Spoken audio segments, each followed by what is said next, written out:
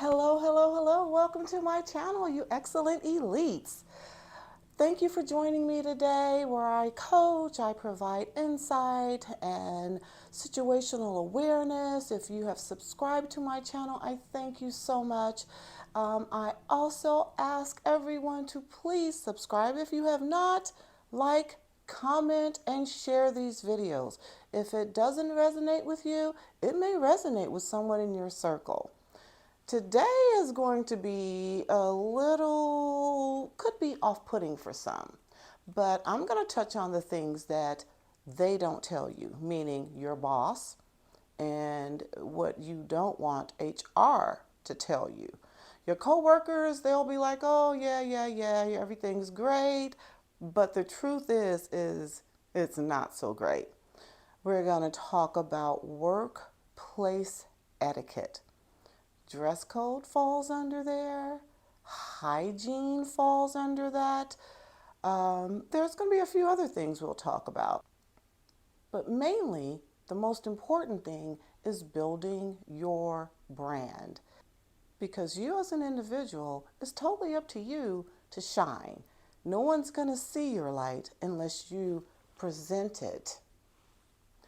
I'm going to start off with dress code. Ooh, I know.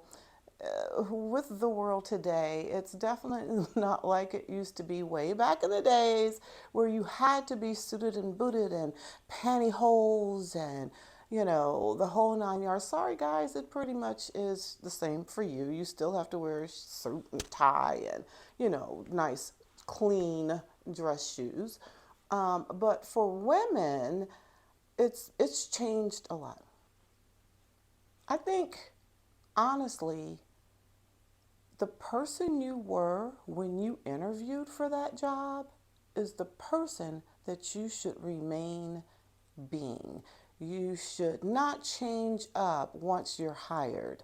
Meaning that if your hair was combed, grooming, you were clean, you smelled fresh, your clothes were fabulous, they weren't wrinkled or ill-fitting, your shoes weren't kind of crumpled over to the side or dirty, not shined or polished. That's how you presented yourself. I am so sure for your interview, whether you wore a dress or not. But I think that the person that you interviewed as is the person that you should remain as. It is, I think, a disappointment for someone to hire you and you come in and you're one way and then you realize that there are some other people in the organization that are dressing down and you think that, okay, now it's okay. I can dress down too. We don't follow the crowd. We're not going to follow the crowd. What the crowd does has no relation to you. None whatsoever. You as an individual have your own individual brand. So let's get into it. First things first, there are pretty much three particular dress codes. I'm sure your company has a dress code. You might want to look it up to see what's appropriate, what's not appropriate. But for these different dress codes, it relates to that organization and how they expect for their employees to dress. Number one is corporate attire, which could be considered as pretty conservative. If you ever look at the executives in your company, you'll see that they wear the suit. They may not wear the tie, but really, if it's conservative, a tie is expected. For ladies, it's the same thing in conservative culture. You really want to dress as appropriate as possible. You're going to have your blazer on, you're going to have your slacks on, you're going to have your nice shoes, whether they're heels or whether they're, flats, but they have to go appropriately with your clothes. Um, Also, you can wear dresses. For me, a dress makes me feel more feminine. It makes me feel absolutely more powerful because when I wear a dress, I strut. I walk in and I'm like, yes, I do. I have arrived. Let's get to business. Better yet, that first impression you provided on your interview, you really want that to stand. You don't want it to go away. You don't want to disappoint. The next thing I'm going to talk about is hygiene. They don't tell you this, but I'm going to tell you this today. Bathe once a day.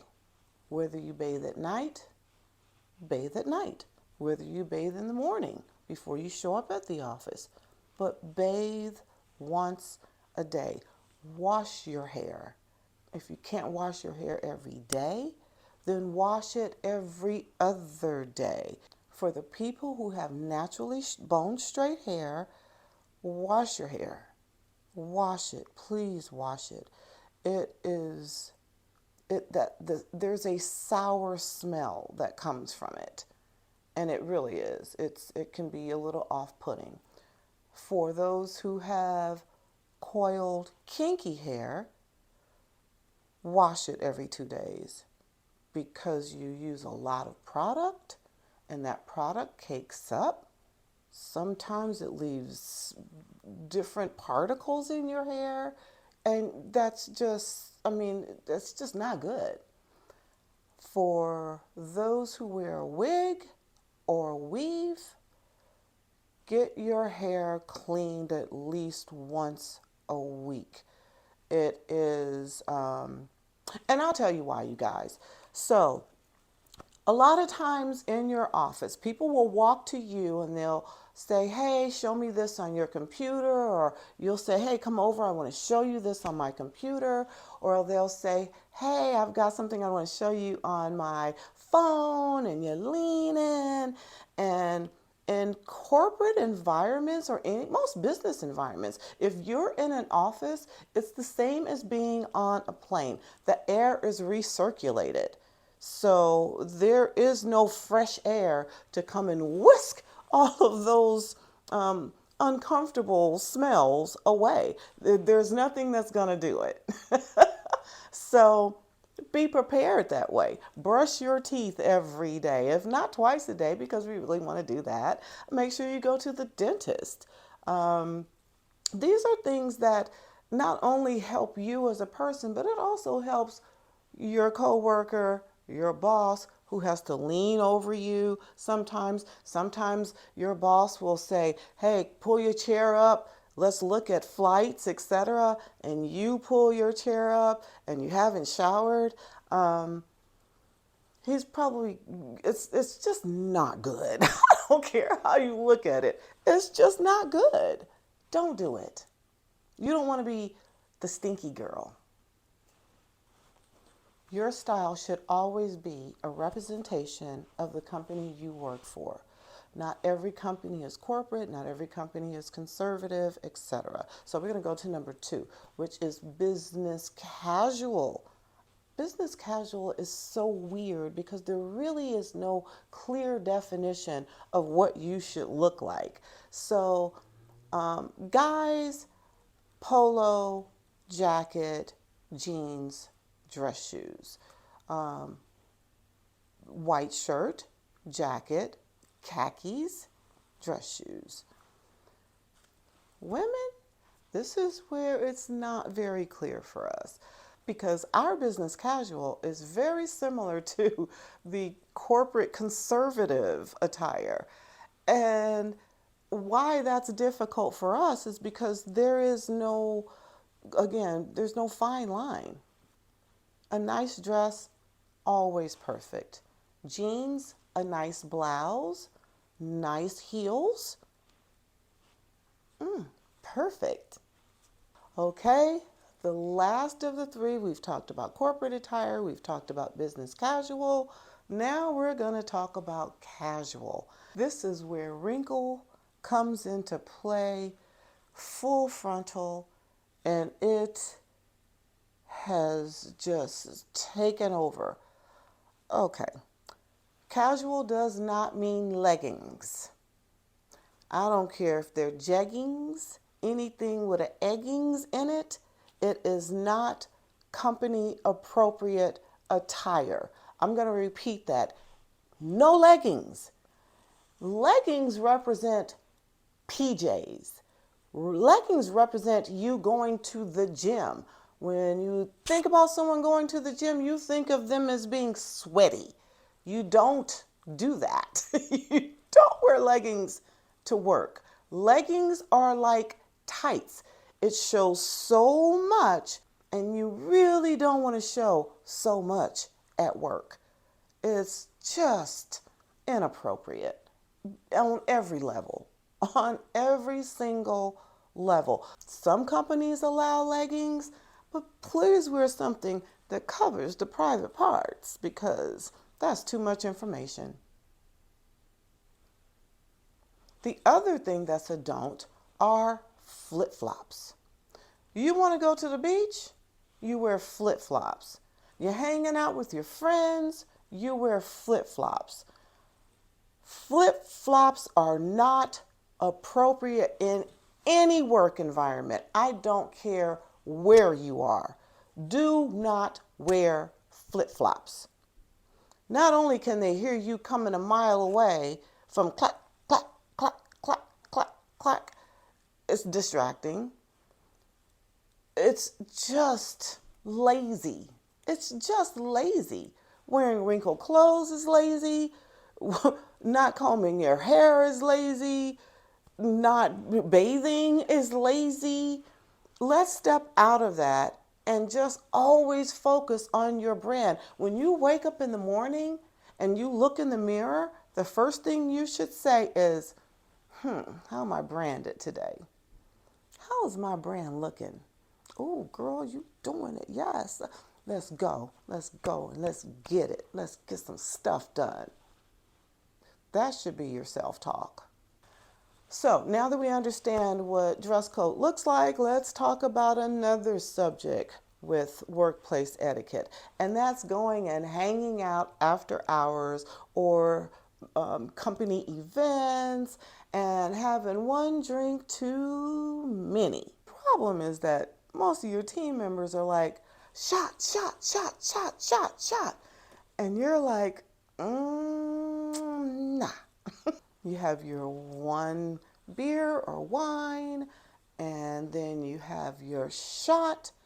And the secret here is a big, big tip. You may already know this. After you've had that shot, get some water, drink it immediately. Have no more liquor after that. They will say, hey, what are you drinking? And you'll go, oh, it's okay.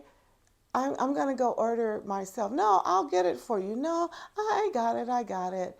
Hopefully you can get through that part and you can order your own drink yourself because that drink should be Coke with a cherry and ice, Sprite with a lime, club soda with a lime, twist of lemon, something that looks like a cocktail, but it really isn't. And you can hold that cocktail for the rest of the night and you'll be fine the next morning. If you're forced to do a second shot, stop there, help them understand that you're driving, and you can even put in my wife or my boyfriend, my significant other is going to kill me if I drive drunk, because you don't want to drive drunk. If you're staying in a hotel with your team, excuse yourself and say, I've got to get up early in the morning. I've got a big meeting. I've got planning. I've got rehearsal or whatever. Just come up with something and excuse yourself and go to your room. Get some sleep. Drink some more water and get some sleep. Okay, so here's another touchy subject. And this subject pertains to office gossip. I think my number one rule in my career is to never have a clique. I've never had a clique. I've never had a group of people that I hung around and was associated with those people. It can get you in trouble in a couple of ways. If that person gets in trouble, and that means that you are associated with that person. And they're going to be looking at you side-eyed like, what did you do? So did you know? You knew? That's not the look I want on my brand. I mean, honestly, pick your poison with your friend. My suggestion is to have one friend, someone that you trust, someone that is in alignment with where you want to go, what your career strategy is, how you think as far as elevating, how you represent yourself. That person should be in alignment with these things. Your thought process, they should be in alignment with it. So here's how I handle gossip. Do you know most EAs get all the gossip? I mean, people come to us and they share their most intimate information. You don't really want to share that with anyone else, and you really don't want to hear it from anyone else. So here's an example. Here comes Helen. Girl, did you know Joe was about to get fired? Ooh. Here's me. Oh my gosh, that's horrible. That is whoever told you that, please go back and tell them don't share that information anymore. Don't do that. This is devastating for Joe, I'm sure. Example number one. Example number two. Ooh, did you know April is getting a divorce? Her and her husband, they've been together forever and he cheated on her. Here's me. Oh, that is so sad. We need to support her. We need to be patient with her. Whatever she needs, we need to be there for her. And stop sharing that. These are the things that people do not tell you. Your boss is not going to tell you. And again, you don't want HR to tell you. I don't want them calling me in the office and saying, you need to go home and change. Or calling me in their office and say, what do you know about Helen? What do you know about that situation with your best friend? Were you aware? No clicks, no clicks. Thank you so much for watching. Again, please don't forget to subscribe, like, share, and comment below. Let me know some of the things that you're having issues with as an assistant. Eventually, I'm going to do a Q&A, and may your questions be answered. See you next time.